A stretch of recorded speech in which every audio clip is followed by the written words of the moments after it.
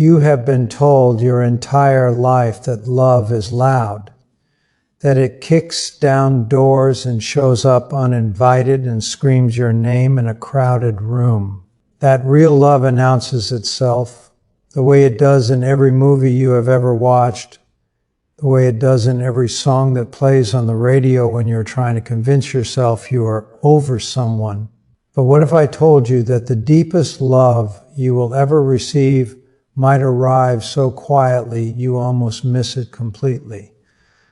What if the person you have spent months, maybe years, trying to understand has already told you everything you needed to know, and you just did not know how to listen? If you have ever loved someone who felt like a locked room, someone who kept their feelings behind a door you could hear but never quite open, then what I am about to say is going to rearrange something inside you. Because there is one specific thing an avoidant person can do for you. And if they have already done it, you are holding something most people never get to hold in their entire lives. Stay with me through this, because by the end you are going to think back to a moment you almost forgot. A moment that felt small at the time. And you are going to realize it was not small at all. It was the loudest thing that person has ever said without saying anything. Before we go further, I want you to do something. If you have ever loved someone who made you question whether they truly cared, type the word "seen" in the comments right now. And subscribe, because what I am about to walk you through is going to change the way you interpret every quiet moment that follows. Let us talk honestly about what avoidance actually is. Not the internet version, not the version that gets thrown around in comment sections as an insult. Real avoidance is not coldness. It is not indifference. It is a nervous system that learned a long time ago that closeness comes with a cost too high to pay. Somewhere back in that person's history, needing someone did not get met with comfort. It got met with silence or disappointment, or the quiet lesson that leaning on another person leaves you exposed to being let down. So they built something, not out of malice, not out of coldness, but out of necessity. They built a wall so smooth and so seamless that most people never even notice it is there. They just experience the person as independent, self-sufficient, maybe a little hard to read, and they leave it at that. But here is what almost nobody understands about the avoidant person sitting across from them at dinner, or texting them back 3 hours later than they would like, or pulling back right when things start to feel real. Underneath that wall is not an absence of feeling. It is an abundance of it, contained so tightly that it rarely leaks out where anyone can see. The avoidant person did not decide to feel less. They decided somewhere in their nervous system, long before they had the language to understand what they were doing, that feeling less visibly was the only way to survive feeling at all. This is why what they give you, when they finally give it, does not look like what you expected. You were taught to look for grand gestures. You were taught that if someone loves you, they will prove it in ways you can point to, ways you can hold up as evidence. But the avoidant person does not speak that language, because that language was never safe for them to learn. They speak in something quieter, something that requires you to actually pay attention instead of waiting for the version of love you saw in a movie.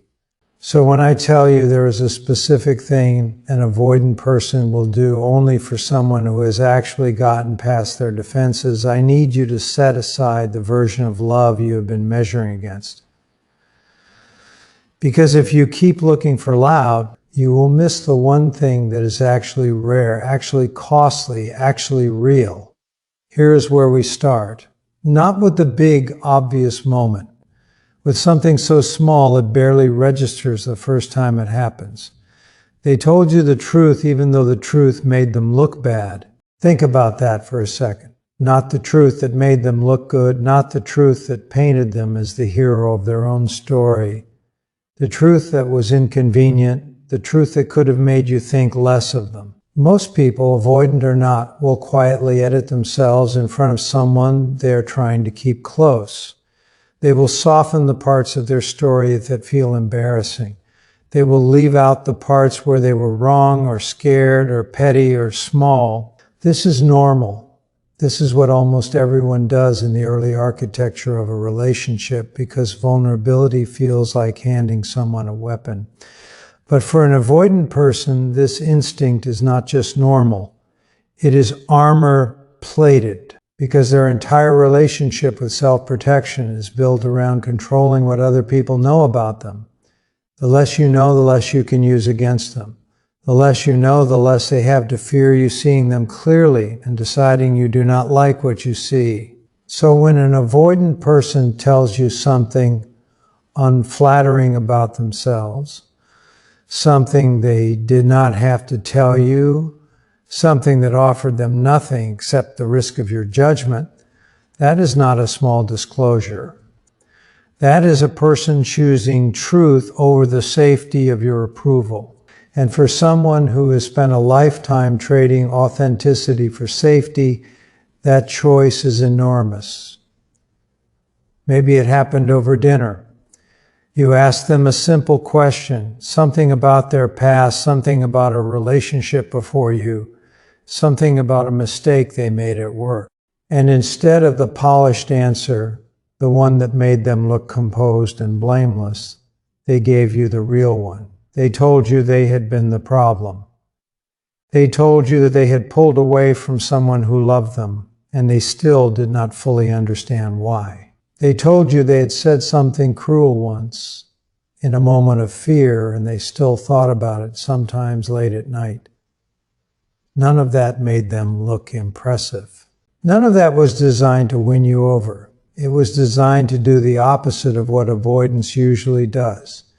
It was designed to let you in fully with the lights on, no editing. This is the first quiet proof, and it matters because it sets the tone for everything else. If someone will not tell you the truth about themselves, they will not let you know them. And if they will not let you know them, there is no relationship happening, only a performance of one. But when an avoidant person breaks their own pattern of self-protective editing, even once, even briefly, they are handing you something most people in their life will never receive. They are handing you the real version, unfiltered, imperfect, and true. Now let us talk about something that looks almost like the opposite of affection, but is actually one of its purest forms. They push back on you. I know how that sounds. I know you have spent your whole life being told that a partner who challenges you is a red flag, that disagreement is the beginning of the end. But listen carefully, because this is where most people misread the avoidant person entirely. An avoidant person's default mode with almost everyone is agreeable distance. They will nod, they will smile, they will let a comment slide that they privately disagreed with because engaging in a real disagreement means staying present in a conversation that could turn emotionally intense, and emotional intensity is the exact thing their nervous system has spent years learning to avoid. So with most people, in most situations, the avoidant person will choose the path of least friction. They will let it go. They will change the subject. They will retreat into pleasant, low-stakes agreeableness because that costs them nothing. But when they push back on you, when they say, I do not agree with that, or I think you are wrong about this, or that is not fair and I need to say so, they are doing something that requires them to stay in the room with discomfort instead of exiting it. Disagreement, real disagreement, is intimacy. It says, I trust this relationship enough to risk friction in it. It says, I am not so afraid of losing you that I have to disappear into agreement just to keep the peace. Most people never get this from an avoidant person. because most people only get the version of them that avoids conflict entirely, that smooths everything over, that would rather be liked than be honest. If they will argue with you, really argue, and still stay at the table afterward, that is not distance. That is commitment wearing an unfamiliar coat. Here is the contrast that makes this so powerful. Picture the same person with someone they do not fully trust yet, someone they are still keeping at a careful distance. Watch how agreeable they become.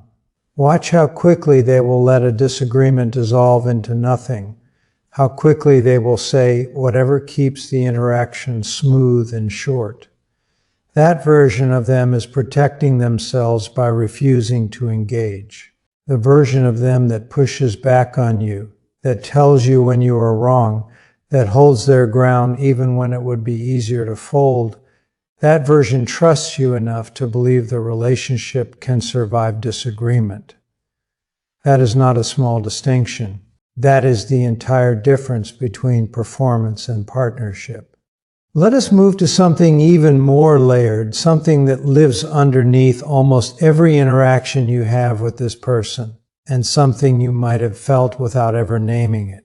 They let you see them try. This one requires context to understand, because on the surface it sounds so ordinary that it barely seems worth mentioning, but think about what trying actually requires. Trying means there is a chance of failing in front of someone. Trying means exposing effort, and effort exposes want, and want is the single most dangerous thing an avoidant person can reveal. If you do not try, you cannot fail. If you do not try, you have plausible deniability. You can tell yourself and everyone else that you simply did not care enough to put in the effort, which is a much safer story than admitting you cared and it did not work out the way you hoped. Most avoidant people protect themselves by staying at arm's length from effort itself. They will show up, but not too visibly. They will care, but never so obviously that failure would sting. This is why so many people who love an avoidant partner describe a strange sense of walking on eggshells around their own hope. You can feel them caring somewhere underneath, but you can never quite catch them in the act of trying, because trying is the exact thing they have spent years learning to hide. So when they let you see them attempt something and fail, when they tell you they were nervous before a conversation with you and it did not go the way they planned, when they admit they have been thinking about how to be better in the relationship and are not sure they are doing it right, when they show up to something that clearly took preparation, clearly took intention, clearly took a kind of effort they usually reserve for things that do not carry emotional risk, that is them lowering the deniability that has protected them their entire life. That is them saying, I care enough to risk being seen, not being perfect at this. This next one is subtle, and it is the one people misread more than almost any other because it looks like distance when it is actually the opposite. They told you when they needed space instead of just disappearing into it. Every avoidant person needs space. That part is not the mystery. The mystery is what they do with the moment right before they take it. For most of their life, for most of the people they have known, the pattern has looked the same. Something gets too close, too intense, too emotionally loud, and they vanish. Not always physically, though sometimes that too. More often they vanish in place. They go quiet mid-conversation. They stop answering the way they used to. They let the silence do the talking because the silence feels safer than the explanation. This is the version most people experience. And it is the version that leaves people checking their phones at 2 a.m, wondering what they did wrong, wondering if the relationship is already over and nobody has said so out loud yet. But there is another version, a rarer one, and if you have experienced it, you have experienced something most people never get from someone wired this way.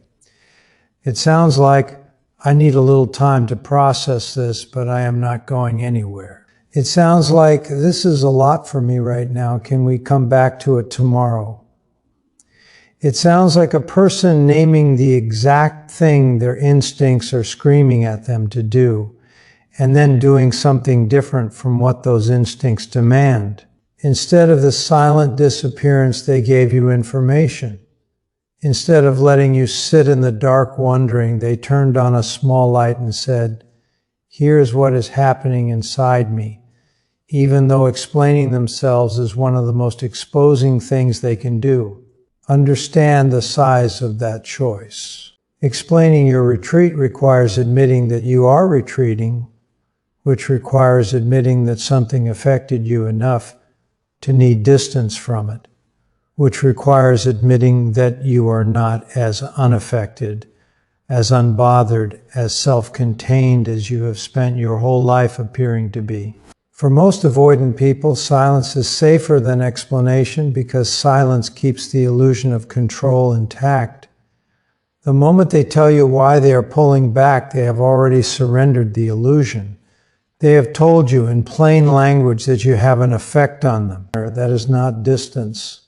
That is a person managing their own nervous system while refusing to let you disappear into confusion because of it. Contrast this with what most people experience from someone avoidant, and the difference becomes impossible to miss. Most people get the unexplained gap, the read receipt with no reply, the plans that quietly stop being made, the slow fade that never gets acknowledged, let alone explained. If instead you have gotten the version where they tell you what is happening, even briefly, even imperfectly, you have gotten something that required them to fight their own instincts in real time for you while those instincts were actively firing. Now let us go somewhere a little different, because there is a specific version of memory that only shows up when someone has quietly decided you matter more than they have admitted out loud. They remember the version of you that you do not show most people. Everyone has a public self and a private one. The public self is easy to remember because it is the one performed for an audience, the one built out of stories told more than once, jokes repeated for effect, the highlight reel version of a person. But there is another version, the one that comes out in unguarded moments, the offhand comment made at midnight, the passing mention of an old fear, the sentence you said once and immediately moved past because it felt too exposing to sit with. Most people do not retain that version of you. They remember the story you tell at parties. They do not remember the one thing you said quietly that you almost regretted saying. An avoidant person retaining that version of you and bringing it back later, unprompted, is one of the clearest signs of real attachment they can offer, because remembering requires attention, and attention requires investment, and investment is precisely what avoidance is built to limit.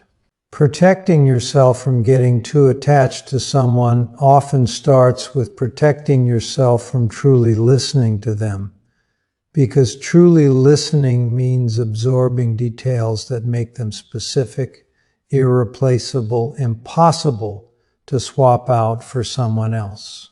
The moment those details start sinking in and staying there, the wall has already been breached, whether the avoidant person has admitted it to themselves yet or not. So when they bring up something you said in passing weeks ago, something you barely remember saying yourself, something that revealed a fear or a wound or a hope you did not dress up for public consumption, they are showing you where their attention has actually been living, not on the version of you built for everyone, on the version of you built for almost no one. This is where the contrast becomes undeniable.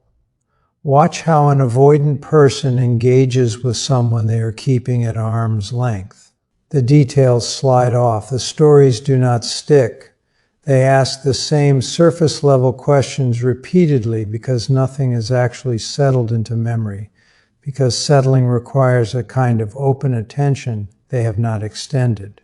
But you, if you are the person whose passing comment gets remembered 3 weeks later without prompting, you are the exception to a pattern that otherwise repeats itself with almost everyone else in their life.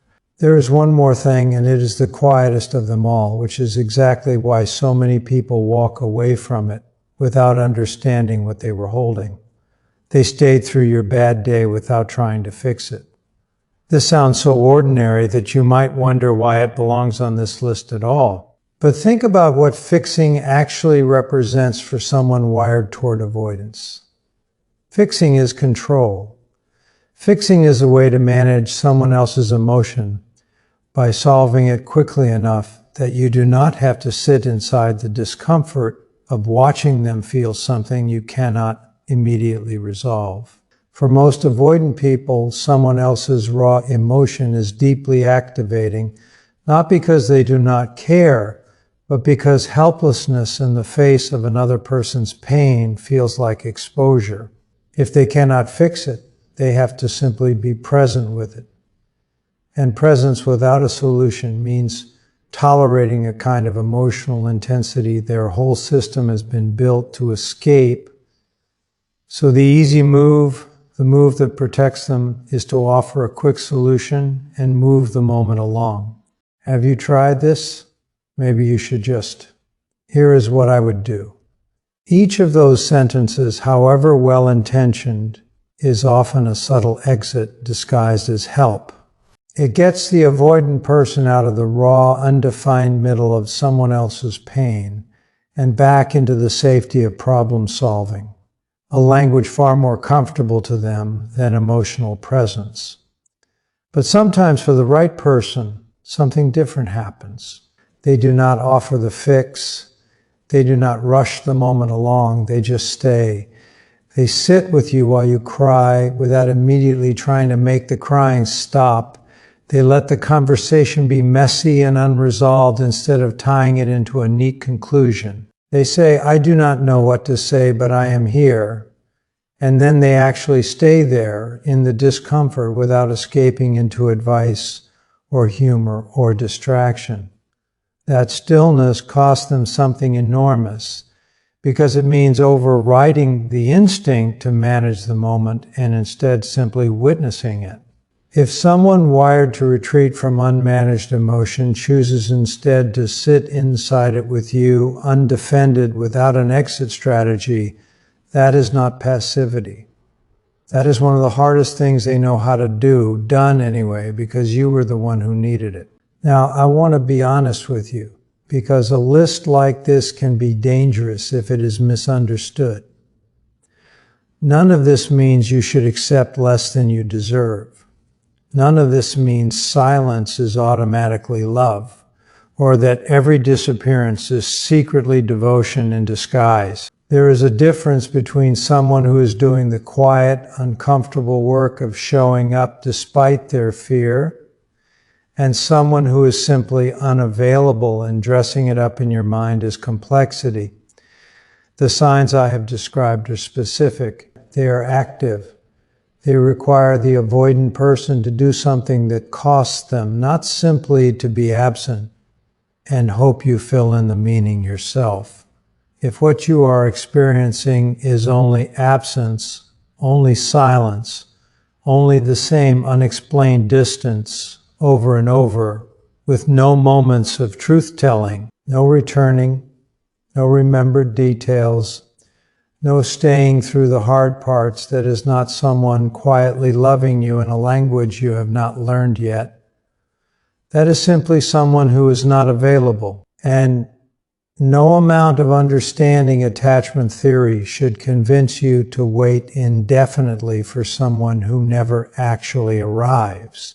But if what you have witnessed matches what we have walked through here, the unflattering truth told without needing to be asked, the disagreement that stayed instead of dissolving into forced pleasantness, the named retreat instead of the silent one, the memory of the version of you that you show almost no one, the stillness offered instead of a hurried fix, then you are not imagining things.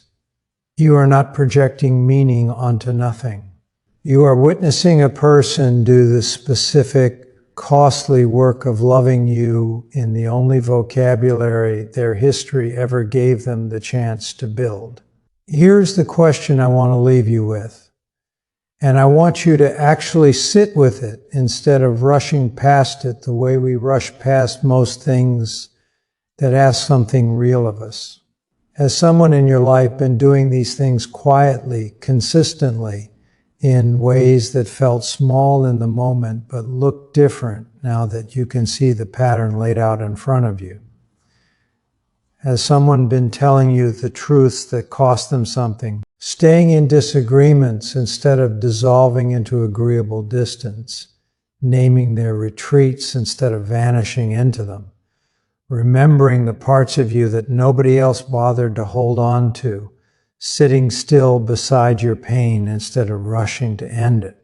If someone has been doing that, you are not standing in front of someone who does not love you. You are standing in front of someone who is translating love out of a language they were never taught fluently, one costly sentence at a time, and every one of those sentences has been for you. People do not love in the language you expect. They love in the language they were given, and some people were given a narrow one, built out of self-protection and old fear, and they are spending it all, every word they have, on you. If you can see that clearly, if you can recognize the cost behind what looked ordinary, then you already know what to do next. Do not wait for the version of love you were promised by every movie you have ever watched. Recognize the one that is actually standing in front of you, quiet, costly, and real. And if you see it, do not let it go without understanding exactly what you were given.